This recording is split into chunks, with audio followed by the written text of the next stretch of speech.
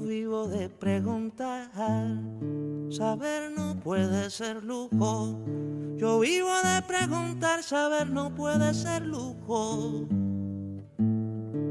No se trata de las citas de los grandes autores, ni de disquisiciones interminables. Es el más acá del pensamiento. Es cómo interpretamos lo que nos pasa en lo cotidiano, con su complejidad histórica. Esto es filosofía desde el andamio. Niño, soy tan preguntero, tan comilón del acervo, que marchito si le pierdo una contesta a mi pecho. Si saber no es un derecho. Bien, bueno, buen día, compañeras, compañeros. Estamos en esta segunda entrega de este programa que se da a llamar Filosofía desde el andamio. En este caso, esta segunda entrega, vamos a estar abordando las cuestiones vinculadas a la epistemología. Esta palabrita un poco rara, no muy conocida para mucha gente, pero que es una rama de la filosofía que aborda el problema de la verdad. ¿Qué es la verdad y cómo accedemos a ella? Sobre esa problemática es que trabaja la epistemología y hoy vamos a intentar asomarnos a esa discusión, aunque sea brevemente. Entonces esto tiene vinculación con el asunto de la teoría del conocimiento o la filosofía de la ciencia. ¿Cómo accede a saber el bicho humano? ¿Cómo hemos ido generando conocimientos a lo largo de la historia y cuándo damos eso por válido o no? Entonces vamos a la etimología de la palabra. Epistemología viene de episteme, que tiene que ver con el conocimiento, que es algo muy distinto de lo que los griegos llamaban la doxa, que es la opinión. Eso que algunos habremos escuchado cuando alguien es ortodoxo, alguien es heterodoxo. En fin, el ortodoxo es que tiene una opinión muy cerrada acerca de las cuestiones, las visiones más heterodoxas toman en cuenta otros asuntos, pero en definitiva eso de la doxa y la opinión, que son terrenos, asuntos diferentes del conocimiento. Digo porque esta precisión es bueno hacerla en tiempos en que más que conocer se opina de los asuntos. Y se opina de los temas que fuera, aunque se tengan o no conocimientos para ello. Está un poco la visión instalada en nuestra sociedad actual de que todos tenemos la libertad de opinar acerca de cualquier tema, aunque no tengamos ni siquiera el más mínimo asomo de conocimiento acerca del tema que estamos hablando. Y eso en un mundo bastante dominado por redes sociales, etcétera, tiene una presencia enorme. Y esto está bueno problematizarlo. Es cierto que para poder uno emitir una opinión no hace falta que seamos unos especialistas acerca de todos los temas. Ahora, también ser cuidadoso y ser autocrítico cuando voy a emitir una opinión sobre algo de lo que no tengo ni la más mínima información, aunque sea básica. Entonces, bueno, en esto de cómo construimos ese conocimiento, cuando ese conocimiento nos da la posibilidad de arriesgar una posición más o menos fundamentada.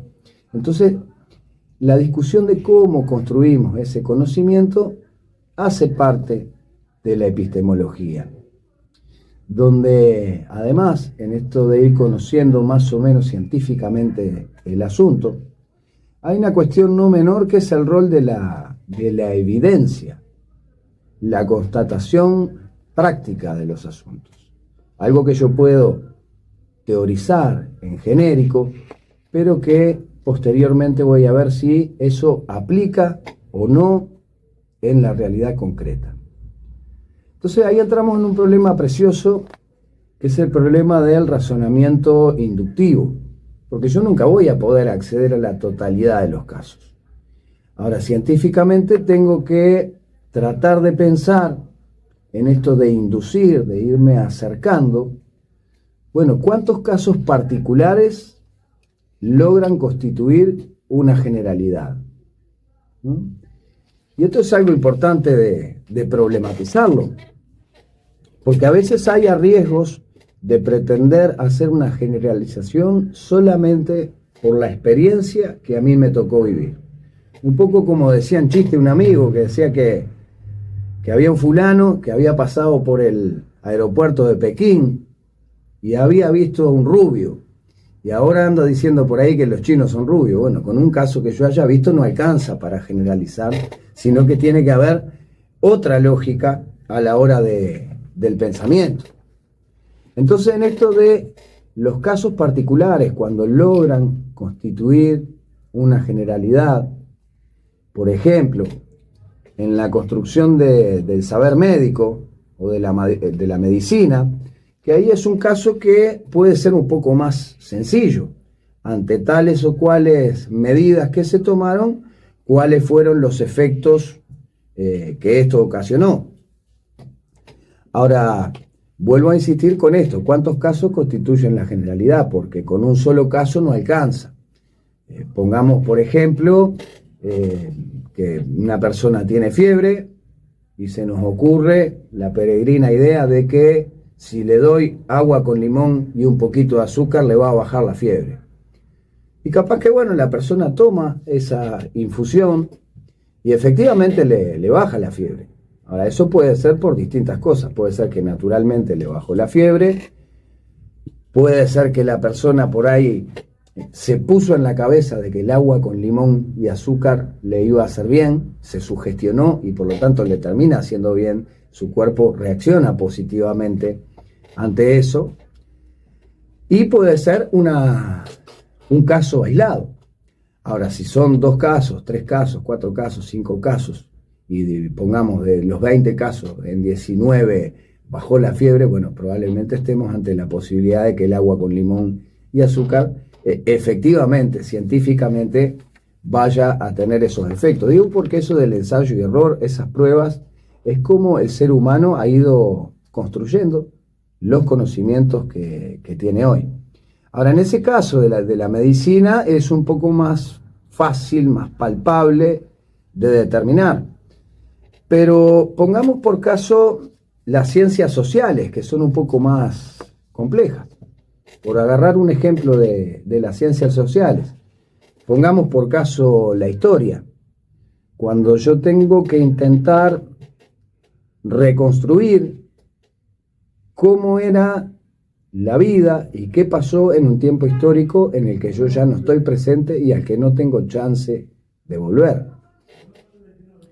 Ahora, ahí tenemos una serie de elementos posibles.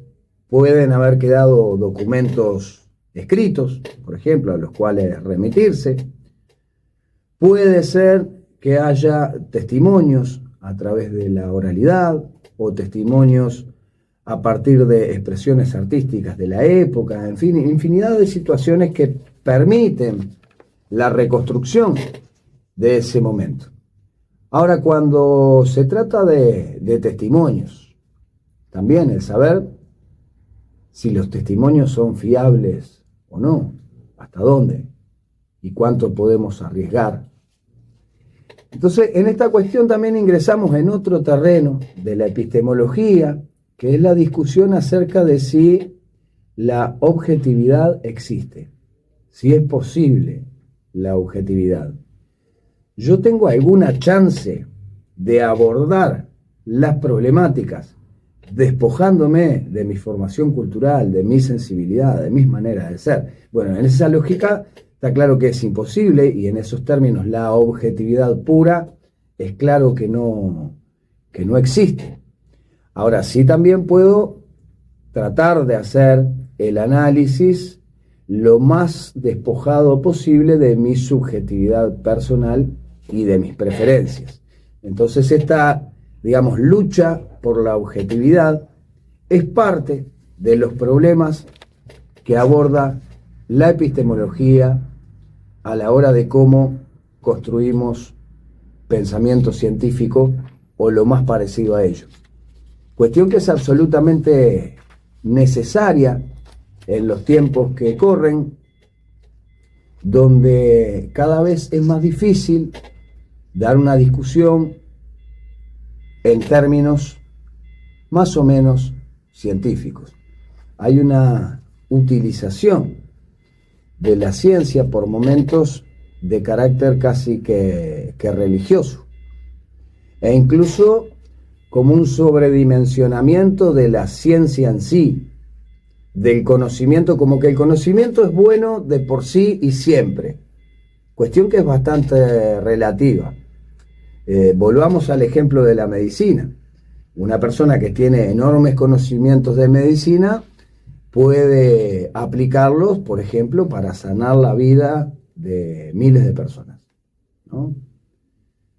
Lo puede utilizar en ese lugar y al servicio de esos intereses, que es salvar vidas.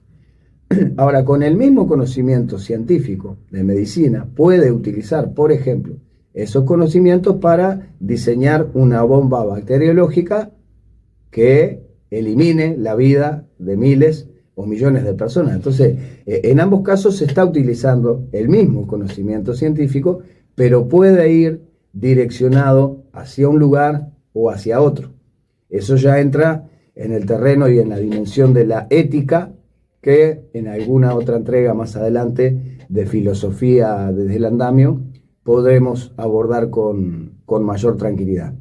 Pero bueno, para respetar los tiempos que nos pidieron compañeros de Replanteo Zunca, que hiciéramos unos bloques de no más de 15 minutos, y creo que andamos ahí en el tiempo, vamos a hacer una pausita musical, que le aclaro a quienes vean después el video, que no nos deja subir el video con la música, así que quienes escuchan el programa por radio van a escuchar la canción, quienes vean el video con posterioridad, en todo caso le ponen una pausita y buscan la canción que yo les voy a recomendar, que se trata de la canción que se llama Dilema de Amor, de los enormes Lelutier haciendo Dilema de Amor, donde aborda las cuestiones vinculadas a la epistemología. Buenas, bueno, volvemos con esta segunda parte de esta segunda entrega de Filosofía desde el Andamio, donde estamos abordando problemáticas vinculadas a la epistemología. Y un poco antes de la pausa conversábamos acerca de ese asunto de cómo discutimos hoy, donde muchas veces se ubica no tanto la idea que se está debatiendo, sino que se hace hincapié sobre todo en quien profesa esa idea. Lo que se llama argumentos ad hominem, es decir, no discuto el argumento que estoy discutiendo, sino a quien lo puso adelante. Y eso sucede cada vez más, sobre todo en la discusión pública, en la discusión política, donde se dan cuestiones a veces hasta vergonzosas, porque por ahí hay un debate planteado, pongamos por caso, acerca del rol del Estado en la economía, si es deseable o no es deseable que el Estado intervenga en asuntos económicos, y por ahí salta un fulano y pone arriba de la mesa, bueno, pero cállese usted que viene a hablar de la intervención del Estado en la economía, usted que le debe 300 pesos al verdulero. Es un argumento ad hominem que no suma nada a la discusión, pero que cada vez está más presente en el debate público general de los dos lados del mostrador. Entonces, bueno, es importante discutir acerca de las evidencias que el capitalismo nos da. Es sin duda la época actual, la época en que la humanidad tuvo mayor cantidad de recursos a disposición. Nunca antes los seres humanos tuvimos tanto a la mano. Ahora, ¿cuál es el resultado de eso? Uno de los efectos, sin duda, es que, bueno, la gente vive un poquito más que antes. Eso es verdad. Antes la gente moría más joven, hoy duramos un poquito más. Ahora, también es cierto, y es parte de la realidad del capitalismo, que nunca tuvimos una sociedad tan aberrantemente injusta como la sociedad actual.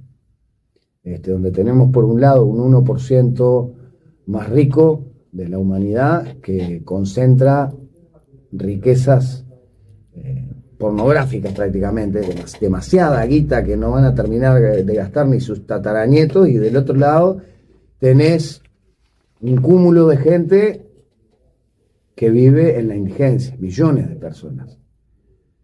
Si reconocidos por la OIT al día de hoy tenemos 20 millones de esclavos, debe haber unos cuantos más. Entonces, eso también son parte de las evidencias del capitalismo.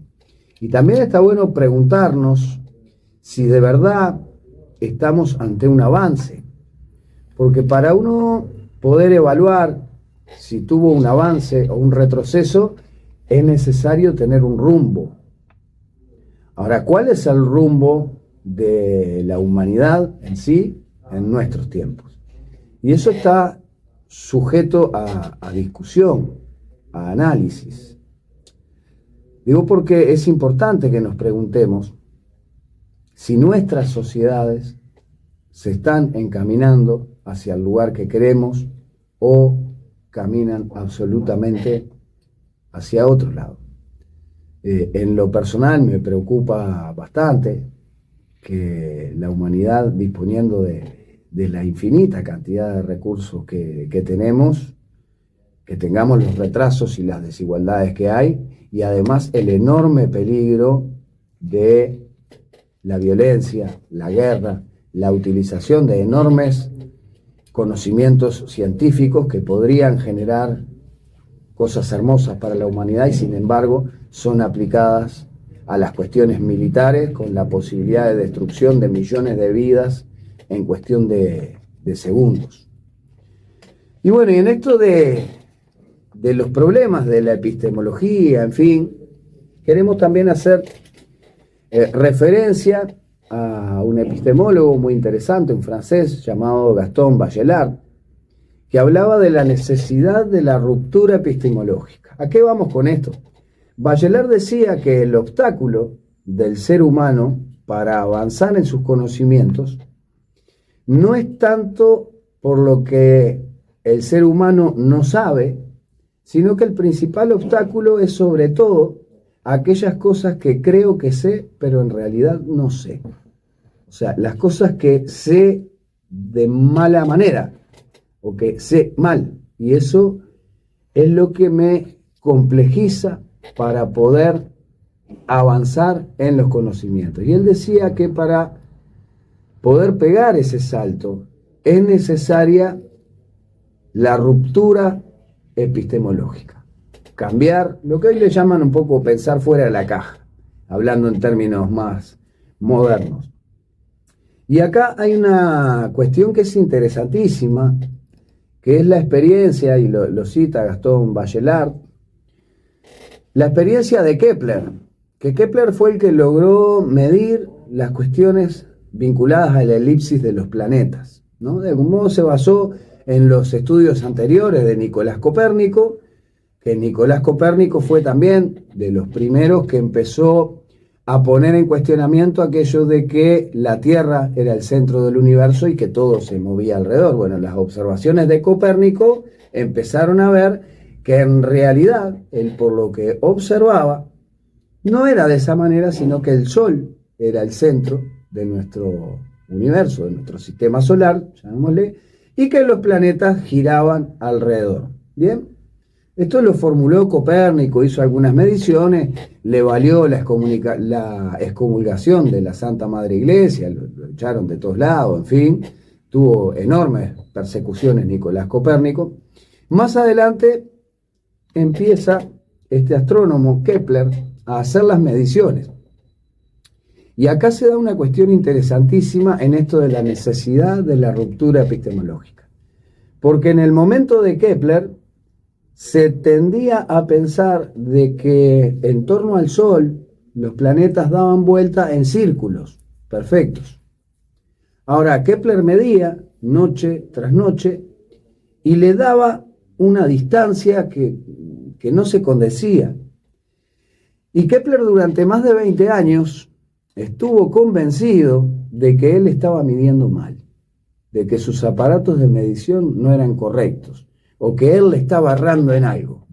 Y durante 20 años se partía la cabeza y medía y no le daban las cuentas y no le daban los números, Hasta que en un momento es cuando logró hacer esa ruptura epistemológica. Dijo, pero bueno, carajo, ¿y no será que los planetas no hacen la vuelta en círculo, sino que hay una elipsis de los planetas? Entonces hay momentos que estamos más cerca del Sol y momentos que estamos más lejos. Y le llevó 20 años hacer ese razonamiento, hacer esa ruptura epistemológica que le permitiera avanzar, conocer, y bueno, eso es la explicación que hoy tenemos de por qué hay verano e invierno. Bueno, porque en el momento que estamos un cacho más cerca del Sol, se calienta la jugada, en los momentos que estamos un poco más lejos es que tenemos el invierno, etc. Pero bueno, si será importante esto de pensar, ver las dificultades que estamos teniendo a la hora de razonar, y cómo esos modos de razonar también luego inciden en nuestra vida cotidiana. A mí me resulta entre triste y gracioso a veces en el debate económico esa especie de mantra que se repite una y otra vez como si fuera una verdad universal, eso de que en Uruguay es imposible poner más impuestos. Yo no sé de dónde sacaron eso, pero se repite con un mantra y de los distintos lugares del esquema político parece ser casi una verdad revelada. Ahora, está bueno que pongamos en discusión si eso efectivamente es verdad o no. O sea, ¿por qué tiene que ser así? Porque lo dicen 3 o 4 supuestos especialistas. Porque también hay especialistas que opinan lo contrario. El asunto es que no tienen la misma difusión, no tienen los bombos y platillos, y está bueno que los trabajadores cuestionemos esos asuntos, tratemos de estudiar, vayamos a la evidencia científica que hay, y en esto recuperar ese espíritu de la epistemología, de ceñirnos a la evidencia, porque por ejemplo, en el caso este que yo ponía, acerca de si Uruguay puede o no resistir una carga impositiva mayor. Bueno, si uno mira en términos comparativos, la presión fiscal del Uruguay no es mayor que en los países de la región. Tiene una carga fiscal, en algunos casos muy similar, prácticamente igual, y con otras comparaciones muchísimo menor. Entonces, bueno, no hay evidencia científica que sustente eso de que no se pueden poner más impuestos. Digo porque es interesante tratar de generar el hábito de discutir no solo con la doxa, no solo con lo que me parece, no solo con la opinión, sino con los conocimientos de que la humanidad dispone en estos tiempos para abordar seriamente, o lo más seriamente que se pueda, las discusiones que la sociedad se tiene que dar en cuestiones tan importantes como, por ejemplo, generar los recursos necesarios para atender las problemáticas sociales que tenemos. Ya hay una propuesta arriba de la mesa, yo no la voy a desarrollar aquí, no hace falta, pero por ejemplo, para atender la problemática de la pobreza infantil, nuestro PCNT ya ha hecho una propuesta concreta, pero también tenemos otras cuestiones que es necesario atender. Vamos a tener que darnos la maña para generar los recursos necesarios para atender los temas vinculados a vivienda, para que los sectores populares puedan acceder a esa cuestión tan necesaria, y para eso va a hacer falta recursos. Todos decimos que se viene la sociedad del conocimiento, entonces sin duda que todo el campo de ciencia y tecnología, la investigación en ciencia y tecnología, va a necesitar una dotación de recursos mucho mayor a las que tiene hoy, que habrá que buscar de dónde conseguir esos recursos. Entonces, esta discusión es interesante porque tiene que ver con una dimensión de la filosofía política, con lo que entendemos. ¿Qué entendemos que es prioritario? Si el esfuerzo individual o la cuestión colectiva de cómo pensamos la sociedad. Hay quienes forman parte mayoritariamente de la visión individualista, del emprendedurismo, del esfuerzo individual y por lo tanto el rédito es solamente mío. Bueno, habemos otros que entendemos que es necesario los esfuerzos colectivos para potenciar, sí, las individualidades de cada uno y que cada uno podamos desarrollarnos lo mejor posible. Ahora, cómo la sociedad en su conjunto interviene para resguardar cuestiones básicas de derechos fundamentales de las personas, que sean respetados, el derecho a alimentarse, el derecho a tener una casa, el derecho a acceder a la educación, todo eso, que está buenísimo, pero también y fundamentalmente a esta altura de la historia, el derecho a reproducir la vida, y no solo la vida humana, la vida en general, animales, plantas, etc. O sea, los daños medioambientales que ocasiona el capitalismo están a un nivel que ponen en duda la supervivencia de nuestra especie y la supervivencia de la vida. Entonces, bueno, sin duda que vamos a tener que establecer este problema de filosofía política en el debate público para poder guiar el asunto. Pero está claro, los problemas de dimensión económica no los vas a resolver con filosofía. Pero sí, toda decisión de economía política tiene una visión filosófica atrás, estará puesta de manera explícita o estará implícita y sin decirse. Bueno, nosotros queremos explicitar qué filosofía política hay detrás de cada una de las decisiones y por eso este análisis que hacemos, que es desde una óptica concreta, desde la óptica de los trabajadores. No filosofamos desde cualquier lugar, lo hacemos desde los trabajadores, con las dificultades que tiene nuestro pueblo y en esto de hacer los esfuerzos por buscar soluciones y en esas soluciones también, para no pisarnos los callos, es importante ver qué filosofía encierra y desde ahí partimos para el análisis posterior y la búsqueda de soluciones. Bueno, compañeros, compañeras, estamos más o menos en tiempo. Vamos a tener que ir cerrando por acá esta segunda entrega de Filosofía desde el Andamio y quedamos en el compromiso de que el capítulo 3 de este programa va a tratar un problema nada sencillo, que es el problema de la libertad. ¿Qué carajo es la libertad según las distintas corrientes filosóficas? Muchas gracias. No se trata de las citas de los grandes autores, ni de disquisiciones interminables. Es el más acá del pensamiento.